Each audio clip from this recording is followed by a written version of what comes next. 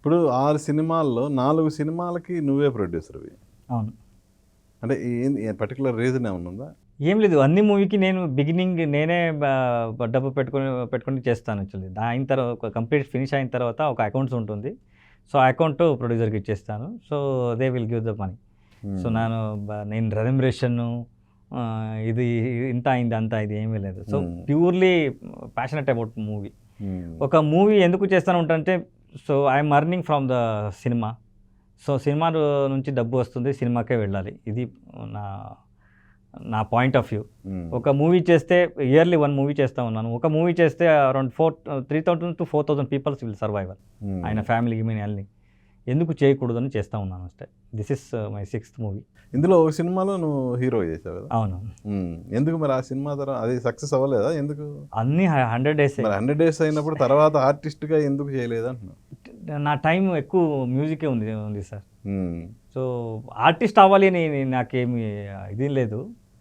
So just go with the flow అంతే. రవి బస్రూర్ అనే అతనికి ఈ స్టేజ్కి రావడానికి అసలు ఏంటి behind? Just because of life journey sir. అంటే మీ ఫ్యామిలీలో ఎవరన్నా ఉన్నారా cinema industry? Total village is music village. Okay. Total village. మన ఇంట్లో కూడా మన ఇంట్లో లేదు, మన అంకల్ ఇంట్లో అన్ని ఆర్కెస్ట్రా అన్నీ జరుగుతుంది. నేను ఆ సైడ్ లేదు. So basically I want to be. Basrur అనే విలేజ్ లో మ్యూజిషియన్స్ ఎక్కువ మంది ఉన్నారు. అవునవును. అంటే ఆల్ టైప్ ఆఫ్ మ్యూజిషియన్స్. అవును, ఆల్ టైప్. భజన జరుగుతుంది, తాళమద్ల జరుగుతుంది, యక్షగాన జరుగుతుంది, భావగీత జరుగుతుంది. అన్నీ ఒక్కొక్క యాంగిల్లో ఒక్కొక్క జరుగుతూనే ఉంటుంది. అంటే మీరు అక్కడ స్టూడియో పెట్టడంలో కూడా ఒక విధంగా చెప్పాలంటే మ్యూజిషియన్స్ కొరత అనేది ఉండదు అనే ఉద్దేశంతోనే అక్కడ స్టూడియో పెట్టారా ఎలా?